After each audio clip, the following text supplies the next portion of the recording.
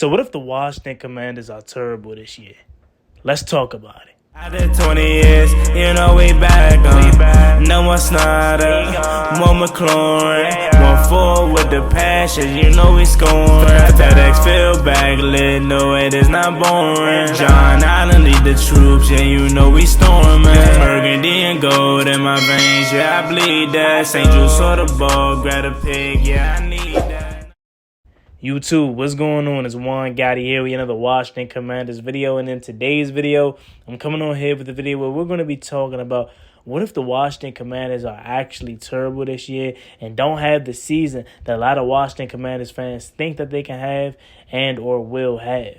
So without further ado, let's get straight into today's video. But before we do, make sure you guys go down below, leave a like on this video, subscribe if you're new, and turn on post notifications so you get notified when I upload new content like this to the channel in regards to the Washington Commanders or the NFL. We're on the road to 6,000 subscribers. Please hit that subscribe button again if you haven't already. Thank you so much. A couple announcements. Wednesday night at 8 p.m. I will be going live on the channel with an Arizona Cardinals fan and YouTuber by the name of Mythic AZ. He's going to come in and preview week 1 with me and give me insight on the Arizona Cardinals and who will be starting at quarterback, Joshua Dobbs or Clayton Tune. Much more along with that at Wednesday night at 8 p.m. So please join me live on the channel. Also, you guys know I'm running the Terry McLaurin jersey giveaway. All you got to do to be entered in that giveaway is be a subscriber of the channel. And once we hit 6,000, I will be giving away that jersey. Now with that out the way, let's get to it.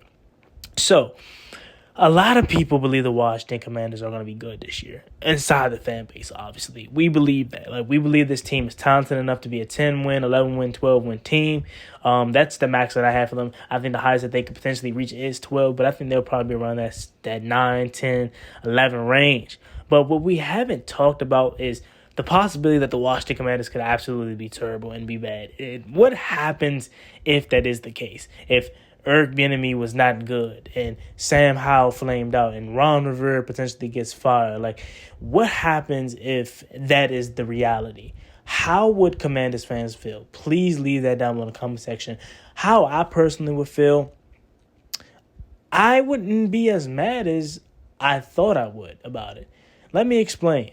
Because we sold the Washington Commanders, us flaming out this year would be sucky. Don't get me wrong, because we had all this hype inside the fan base of us, potentially being good this year, Sam Howell being the guy. I would be bummed out about it. But since we sold the team, I would still think we have a bright future, and I still would think that things are headed in the right direction. We just now got to start over, in a sense, because we already got the talented roster, but now we just got to find a new coach, because obviously if we're bad, Ron Rivera's going to be fired, Jack Del Rio's going to be gone, pretty sure Eric Bieniemy's going to be gone, and we're just going to have to find a quarterback.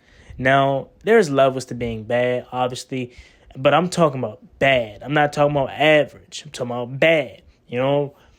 If that's the case, we're more likely than not going to be in a position to where we can draft one of these quarterbacks coming up in 2024 draft. And again, I wouldn't be as mad as I would have been if Dan Snyder never sold the team. Now, if Dan Snyder was still this owner, okay, I would be pissed. I would be livid.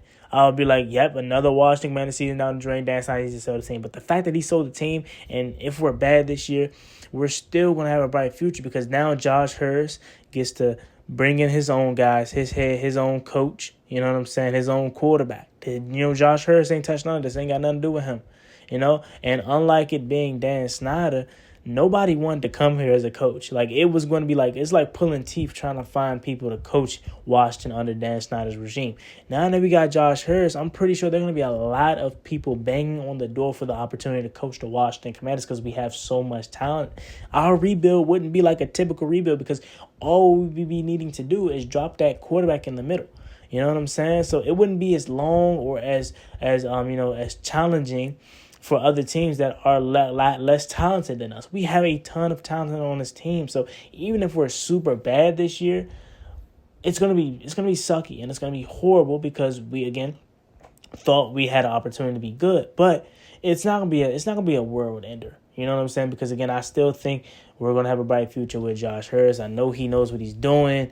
I believe in him, Magic Johnson, and all those guys. And You seen what he did with Doc Rivers, right? And I know it's totally two different sports, two different things, but he got rid of Doc Rivers, a guy that, got them to the playoffs multiple times. So don't be shy if Ron Rivera is gone, and don't be pissed. You know what I'm saying? Because I think he can find a guy to replace him. You know what I'm saying? And they're going to be guys that are going to be, coming up in the college ranks, or other guys that you can poach from around the league that can come in and be better, and then you're going to be able to draft your guy, whether that's Caleb Williams, because, a lot of people believe Arizona is going to be the number one pick, but a lot of people inside of AZ still believe Kyler Murray is the future there, and they got him that fat contract, so maybe they don't draft Caleb Williams, and maybe Washington trades up to get Caleb Williams, and, a lot of things can transpire if Washington is terrible, and I feel like that's something that we haven't explored because we're super excited, and we don't put that negative energy out there. And let me say this now, because I can see the comments right now.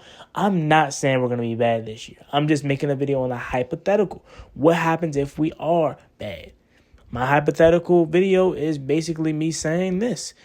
I'm not pissed if we're bad this year because Dan Snyder's gone. Honestly, if Snyder was still here, we would be livid, okay? Again, I'm not accepting failure. I'm not accepting losing in any circumstance. But at least I know with Josh Hurst, he's going to be able to turn this thing around, and people are going to actually be wanting to come here to help him turn it around.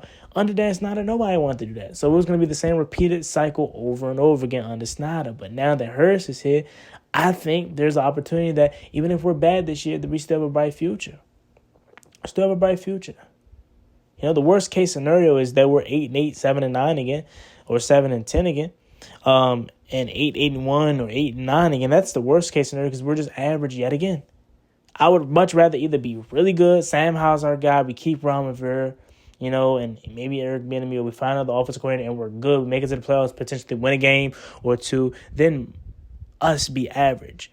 Or I would rather us just be flat out terrible, because at least if we're flat out terrible, we're able to draft our own guy, we're able to bring in our own coach. Being average is the worst, and we can't have that this year. That's the only way I'm super pissed off, is if we're average again. But other than that, if we're terrible, yeah, I'm going to be mad, but we got a bright future because Josh Harris is here. And if we're good, yes, that's what I want. That's what I truly want. I know a lot of people are tired of Ron Rivera and want him gone, but I would much rather have Ron Rivera be here and us winning than us having to start over from scratch. But that's something that you have to think about, guys. I know we don't want to, but that's a possibility that Washington could potentially be terrible. But again, I don't think that's going to be the case.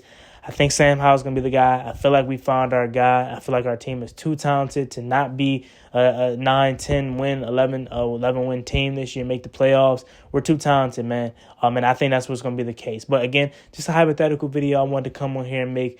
What if the Washington Commanders are terrible this year? What is your reaction to it? Leave it down below in the comment section. As always, me and boy Juan Gotti. Like, comment, subscribe. Hail to the Washington Commanders. Want to road to 6,000 subscribers. Please hit that subscribe button again if you haven't already. Again, Wednesday night at 8 p.m.